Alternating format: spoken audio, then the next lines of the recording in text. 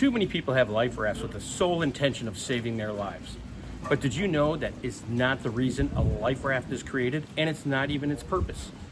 The singular purpose for a life raft is to keep you afloat. Clip it on this one because you're gonna find out exactly the useless things that are in a life raft, the things that you need to bring in order to save your own life. And then later we're gonna analyze the couple who was found, unfortunately dead, on an island off of Nova Scotia. That's right, this is episode 118 of the Sailor's Debrief. Stick in it, you're gonna love it. Get ready for a massive roll-up. Think about a candy bar. Right there. Let's go. Come in.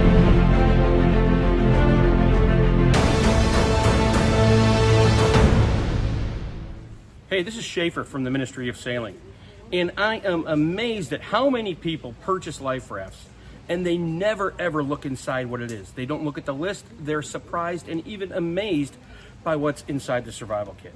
You know, many sailors have dreams of getting away, seeing the sunsets, being independent, having freedom. Some people get divorced, and that's the reason they're buying boats and going offshore. There are many decisions people need to make before they even leave the dock, and it's surprising on how many of those people just buy the life raft and go. That's it. You've got it there to save their life. But remember, it's not there to save your life. Many life rafts have survival kits that are included inside of them. And there are hundreds of videos that are out there that explain what's inside of them. But what's amazing to me is here's a couple that as they're getting their life raft recertified, they are actually surprised. Now, mind you, they've been sailing for 3 years and now it's time to get it recertified in order to keep the warranty up. Watch this. Comment below. Tell me if you can see what is surprising. That, yeah, and then you bolt. Well, I suppose it would do. That's what you'd use to cut the line once you're all in Okay. off the boat. Okay. Safety knife. What's that called for? This And is the a ring. rain catcher, so any rain will fall in there. Did you catch it? They were surprised by what was included in their survival kit. They've been sailing for 3 years, and this is the first time they're realizing that? It's important for you to understand what's inside the survival kit that's included in your life raft. And the reason is because some of those things I'm about to go through are useless. You can't just jump in the life raft and think it's going to save you, because you are in control of what you bring with it. It's the things you do to bring with you that will save your life. Life rafts carry flashlights. Flashlights carry batteries.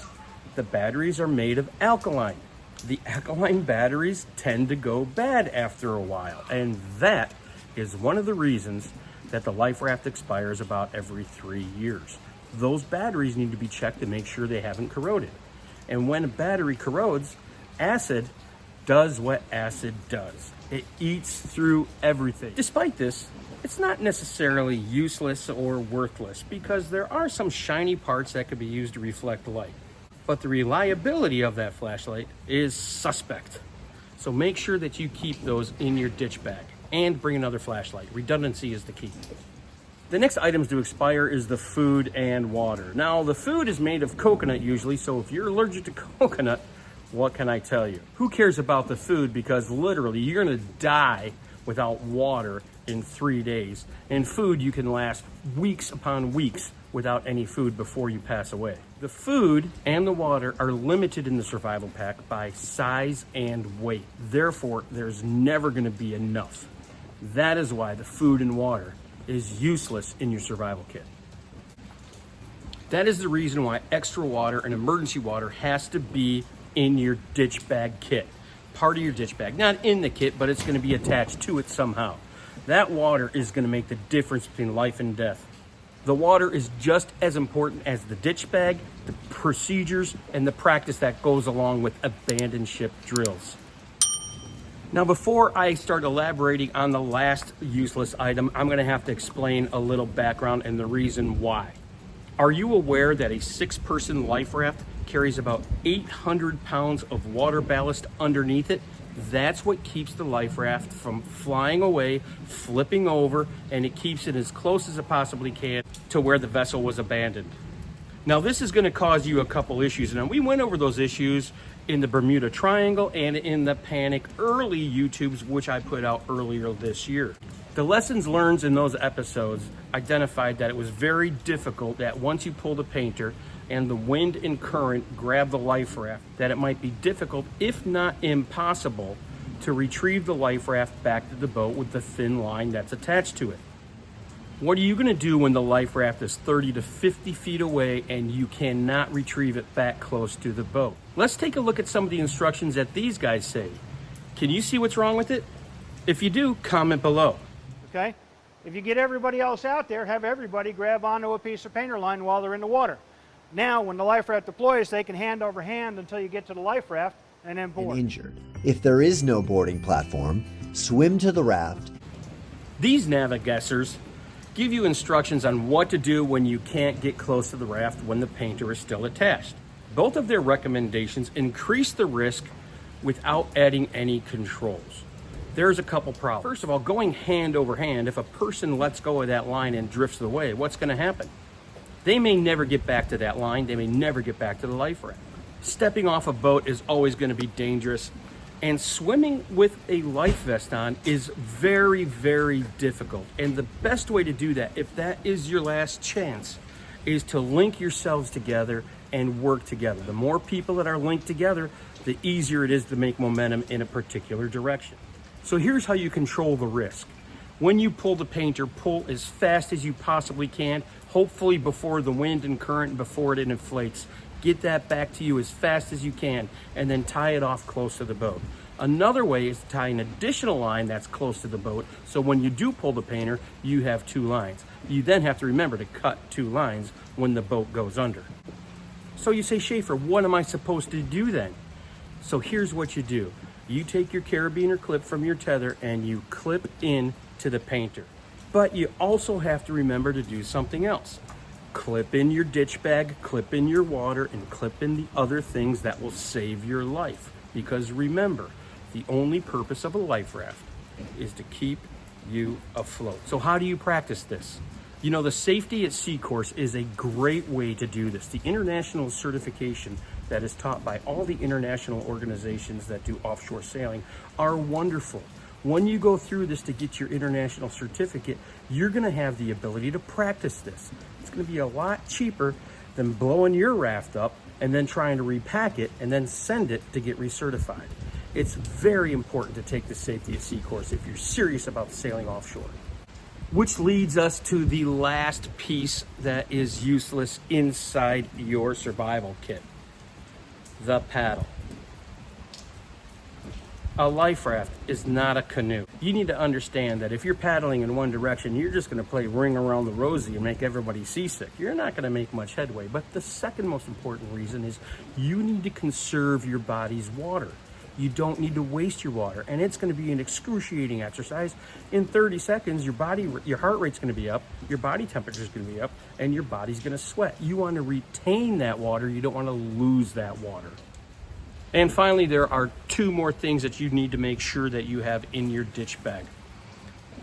One is the Epirb, the electronic positioning radio indicating beacon, along with the VH radio with DSC.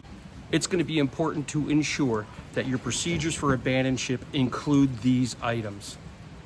But don't believe me blindly. ACR, the provider of Epirbs, has survival stories linked onto their website. Here's one of those stories. The gentleman was taken on water. He was unable to keep up with the water. His dewatering plan was good, but it wasn't good enough and the boat was sinking. The first things he grabbed was first, the Epirb. Second, the radio. Third, the water. He got in his life raft, popped the beacon. He was rescued. The Epirb, the VH radio with DSC, and the water need to be immediately triggered when you grab that ditch bag. It has to be well practiced in your abandoned ship procedures. Now let's put this into action and see how this might have helped the Theros in their recent tragedy. On 10 June 2024, two sailors left the coast of Nova Scotia heading for the Azores on a 2 to 3 week journey. The vessel had an automatic identification system which broadcast to ground stations, satellites, and other vessels. It also had a GPS tracking system that would track them on a website for people to monitor their progress. On 18 June, the Joint Rescue Coordination Center received a phone call.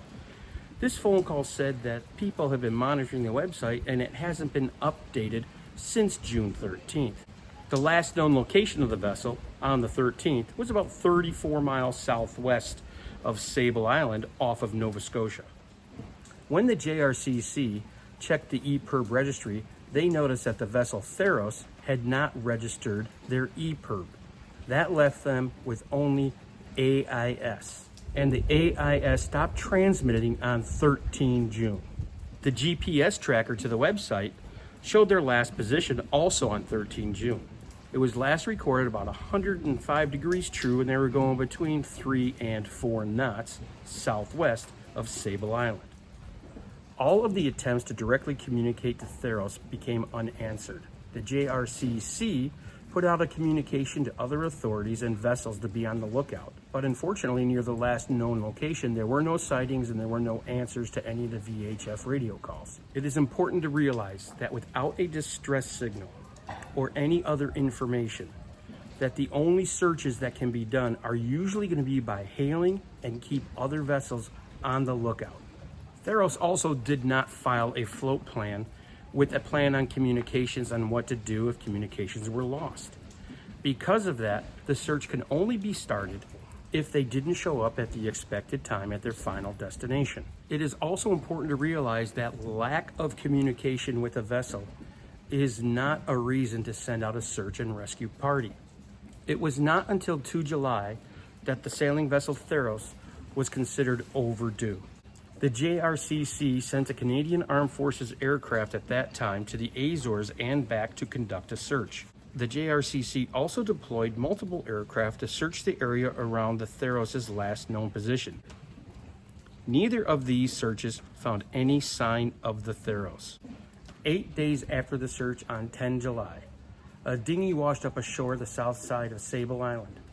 Inside the dinghy were 2 bodies, which were later confirmed, unfortunately, to be the sailors aboard the Theros. And the Theros was never found. Data was collected from a nearby tanker. A tanker came within 10 miles of the Theros that was even further south of Sable Island. That data was collected and the voice recordings from the bridge were collected, and there was no sign whatsoever of the Theros when the tanker was in its closest proximity to it. The Life Raft and the Epirb were normally stowed near the cabin hatch on the center of the vessel. Neither of those were found. The Theros' crew was very experienced. They had already sailed from the Pacific Northwest through the Panama Canal all the way up to Nova Scotia. Not only that, they also had immersion suits, 2 of them on board of the vessel, and they were commonly worn whenever they were in the cockpit. When the crew was found on the island, only one of them was wearing the immersion suit. Now that immersion suit had been singed, it had burns on it, and it was the only item that they found with them that had burns on it. So whomever was wearing that suit was wearing it, and they were close enough to the fire to have it melted a little bit. Another fact about the Theros is though it was recently retrofitted to an electric running boat with an electric car battery. The Canadian Transportation Safety Board report on this shows that there was no link between the tanker vessel, which came within 10 miles, and the Theros. But they did conclude that whatever happened on the Theros, it did include a fire. Most likely they were barely able to get out of the cabin in time, because we know that because one of the immersion suits was burned and the other one didn't have it on. We also didn't have the Epirb, we don't have the Life Raft. So that fire probably went so rapid that they did not have the ability to grab those devices. With the Life Raft stowed on top of the cabin top, it's going to be very difficult for anybody in a burning vessel to get up there to retrieve the Life Raft. And in doing so, that only led one option for abandoned ship, and that was the dinghy. Unfortunately, the decisions made years earlier on where to put the Epirb and where to put the Life Raft really had an impact on what they were doing when they needed it in an emergency. The world sailing offshore special regulations require for sailors to keep the Life Raft in a position where it can be retrieved when the vessel is upside down, inverted. So please do not put your Life Rafts on your cabin top where it might be inaccessible. Please don't put your Epirb hallway where it also might be inaccessible, particularly when it's on fire. And also don't place your life raft in a location where it can get punctured or entangled if the hydrostatic release releases it when the boat goes underwater. So what can we learn from this? Please register your Epirb. It takes a normal human being 5 to 10 minutes to register your Epirb. The Epirb has data slots in the registration. Your boat length, your boat color, your type of boat. It has data also on there that can help you put a float plan together. You can update in the data center your float plan and also the persons who are on your board. If you find yourself in a life raft or even a dinghy, it is the Epirb that can transform a hopeless rescue situation into a situation where rescue is almost a certainty. And finally, try to remember that the purpose of a life raft is to keep you afloat. It is not to keep you alive. It's the things you do, the procedures, the policies, the practice, the things you take with you. That is what's going to keep you alive if you ever happen to find yourself in a life raft. These things need to be practiced so they happen almost flawlessly. The most convenient place to place a life raft might not be the best place to place a life raft in the event of an emergency, especially if it's a fire. Hey, this is Schaefer from the Ministry of Sailing, and thank you. Check out this beauty right here at the Chesapeake Maritime Museum. They're putting her back together. She's going to be back on the water, and I will see you at the Creators Content booth at the Annapolis Boat Show in 2 weeks. Probably 1 week when I post this. Please like, please subscribe, please share. I answer all the comments, so comment as well. Thanks again. We got 10,000 subscribers and growing. Be safe, sail fast.